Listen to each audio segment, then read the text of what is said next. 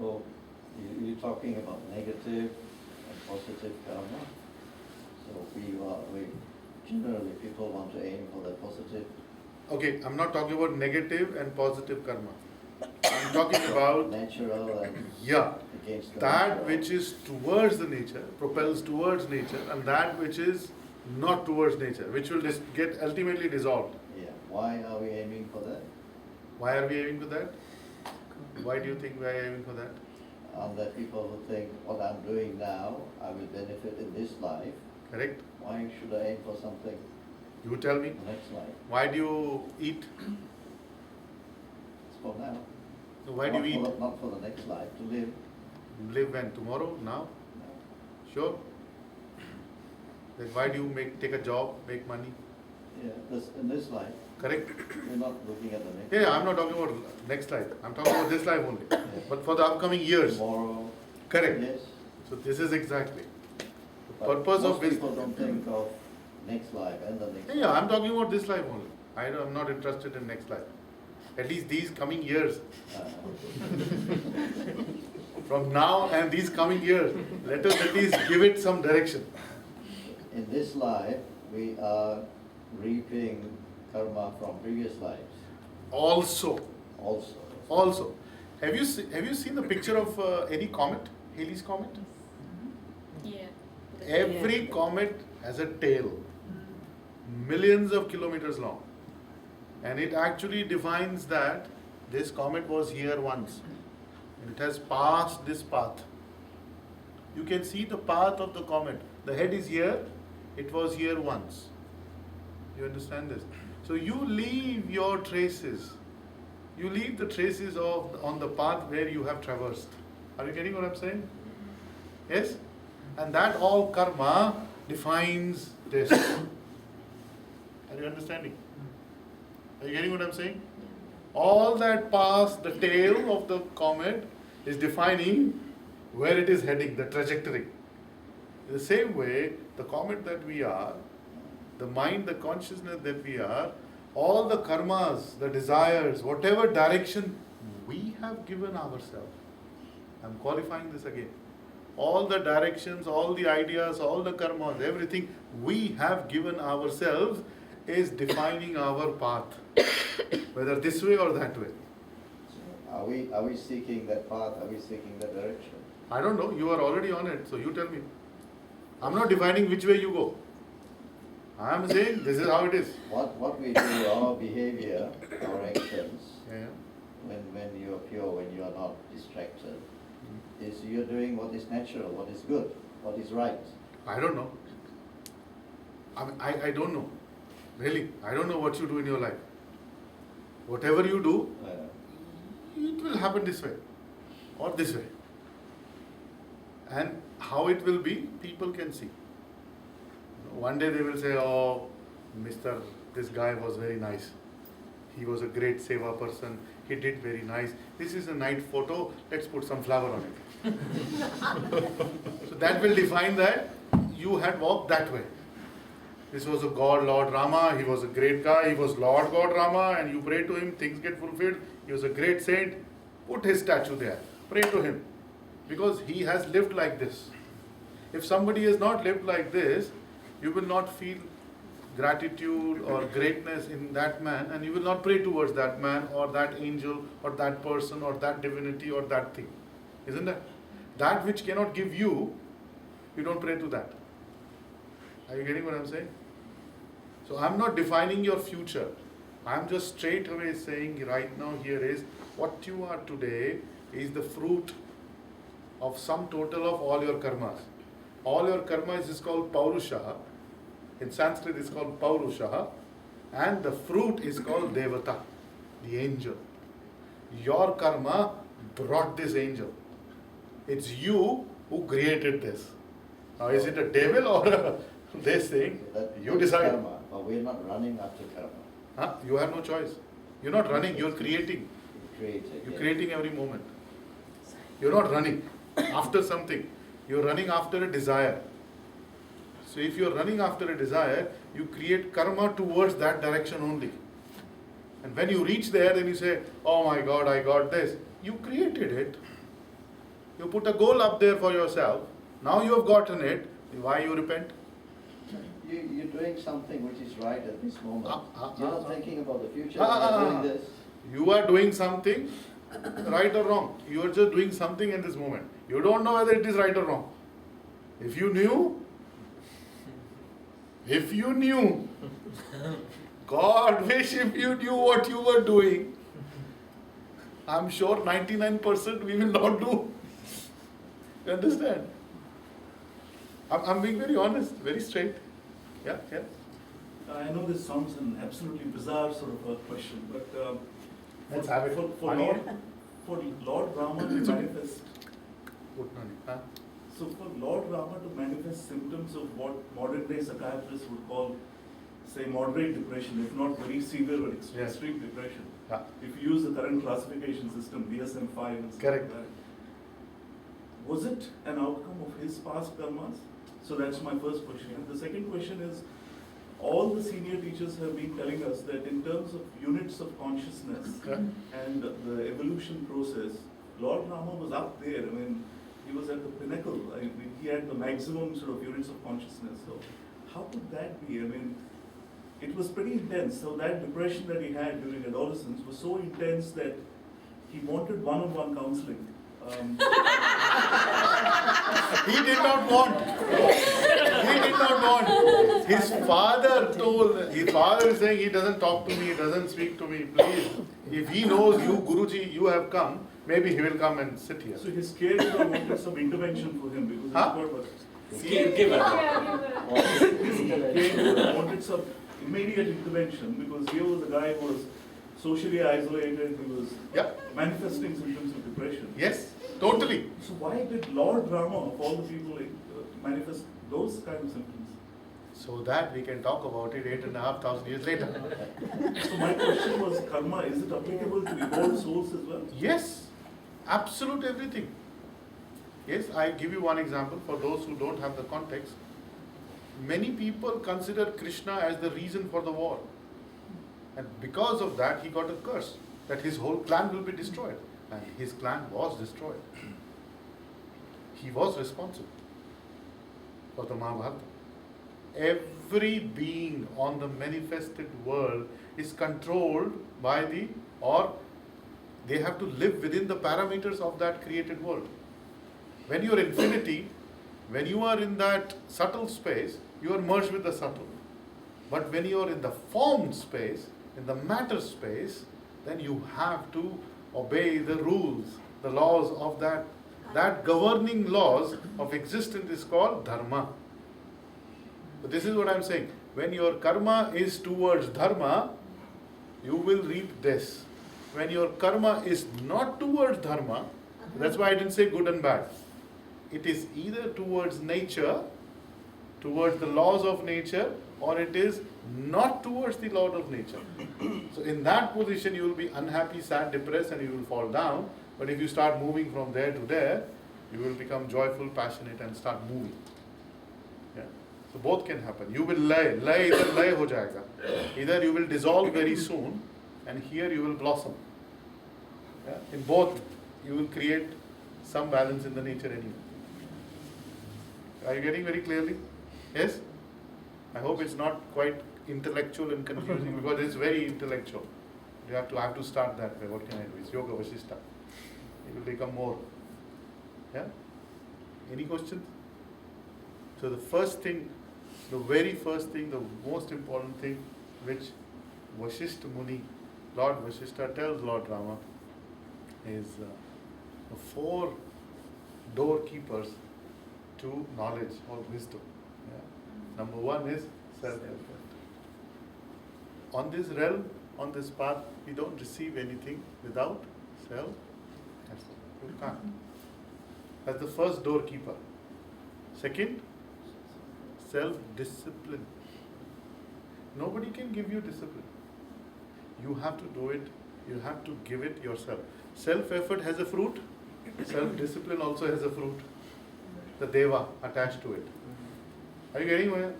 So I just want you to understand the deva, the devata, the angels is only a fruit of action. It's not a being. It's not somebody sitting out there. It's the fruit of action. That which gives, that which manifests. Your action manifests. Self-effort, self-discipline. Third is contentment. If you do anything from a discontented mind, this whole creation came out of contentment, not discontentment. This whole unmanifested world manifesting into beings. The supreme brilliance, the supreme intelligence would know how to put hydrogen 2 and put 1 oxygen and create water so that life can be formed. Do you understand? It is not a chaotic, crazy system where it does not know how elements and chemicals and bodies and things are formed. It is very supremely intelligent. It knows how stars and galaxies and everything can be formed, is formed. It is in the genetics of existence, from the subtle to the created world. Do you understand what I'm saying? The subtle has all the knowledge, the wisdom of the created world. You getting what I'm saying? Yes?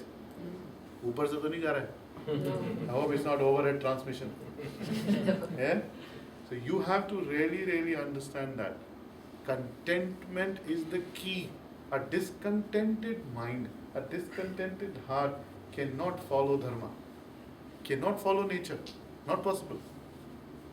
Because your desires are not towards nature. Your desires are towards your selfish gains and selfish needs, which also is Purusha. Purusha, the word, the sum total of your effort, your will, my will of my life towards a certain direction. Yeah, my will is a collection of karma, collection of efforts. Correct? So I can have Purusha directed towards life and nature, and Purusha opposite sides of life and nature. Make sense? So let's not go into negative and positive. There is nothing negative and positive. Let's not go into that. Yeah? There is only these two. And the fourth is very important. Is Sangaha. Sangaha, the Sat Sangaha, the place where you come, sit, discuss, talk, you can share your heart, you can open up. These are the 4 doorkeepers. If you cannot speak up, if you cannot have a conversation somewhere, if you cannot clarify your thoughts and mind, then it's not a satsang. Satsang is not about going and doing some singing and come back home. Yes, that's one way of doing it. But it's very important that you participate. If you are not participating, it's not a satsang. You getting what I'm saying? That's why I encourage you to please speak up. I don't want it to become a monologue. It has to come from all of us together. All of us, our energies, our mind together will create the direction of what this group will gain. What Deva, what Devata, what angel will come out of this every night. It depends on what all of us put in together. Make sense? The boon, the benediction or benefits of this collective will come to us at the end. So let us all participate. Make sense? Make sense? Yes? And our Purusharth, our action, our collective action to be here, to sit here, to open ourselves, not to let our mind distract and to listen, all those are important too. Make sense? Yeah?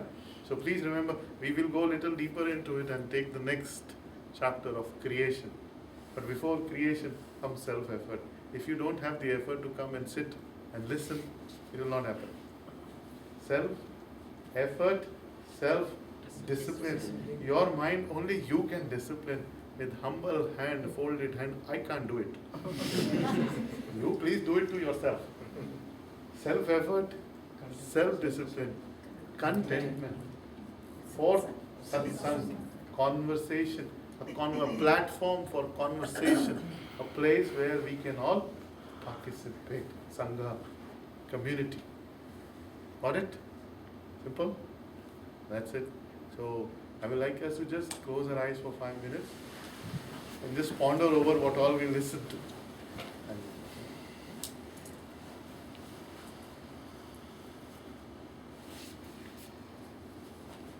Let's take a deep breath in. And let go.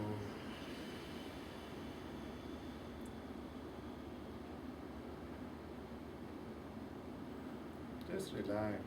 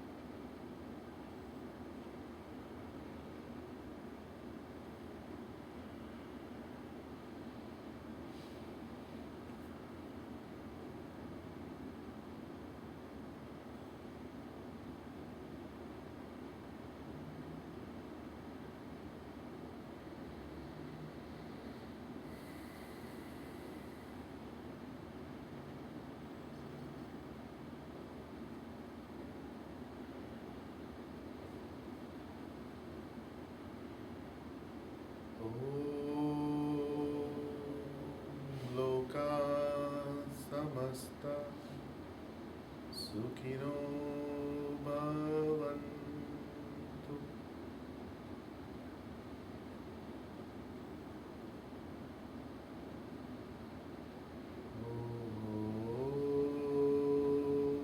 Shanti, shanti, shanti.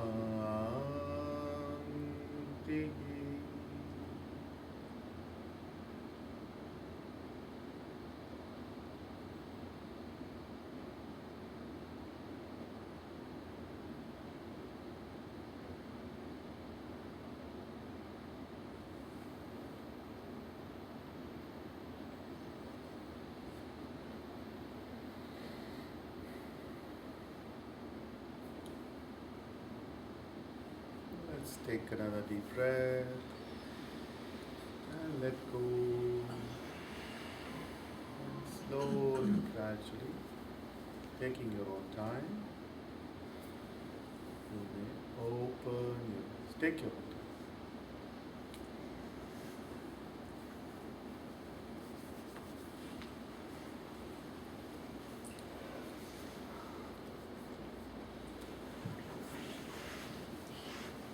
So, thank you for coming tonight.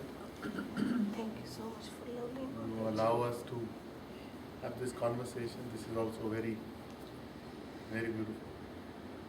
Before you go, just to remind you, there's nothing wrong with knowledge on this planet. There's nothing wrong with cultures and people, communities on this planet. It's just the way we have defined them. It's just the way that we have, what do you call it? We have given meaning to different things, which either creates cohesiveness and love, or it can create friction. If we understand this, not from just the head, and transcend and bring it to our heart, I tell you, world will be a different place. People will be a different place. And families will be different. It's very important. So let us not pray to somebody who's not out there. Your true prayer is with you. You. Your true angel is always with you. Your good actions. Your actions. Okay? So two things. Paurushaha, your will. Your will. You taking a collective action. And angels. The fruit of that action is with you. Don't empower anybody else. Don't give your remote control to anybody else. Keep it with you. You have it with you. Okay? That's the only thing. Two very important. And we'll discuss everything else. One last thing. How much does one person's karma affect others? Mate, absolutely, totally. Depends on the influencing factor, where that person stands in the realm of influence. One person can move entire nation. One strong person can pick up a family, pick up a community, or entire nation it can influence. One person with a cold in this room can give cold to everybody. Truly. So one person is very important. So your karma, your parusha, your collective will of your past action is the angel of your present moment. So let's do good actions. Let's do action towards nature, collective good action in a certain direction, which can create more angels in the future. Yeah? In a direction of the nature. Make sense? In the direction of the nature. You don't need to pray to a third entity, an outside entity for the fruit of your action, only yourself. Okay? Jai Gurudev. Have a wonderful evening.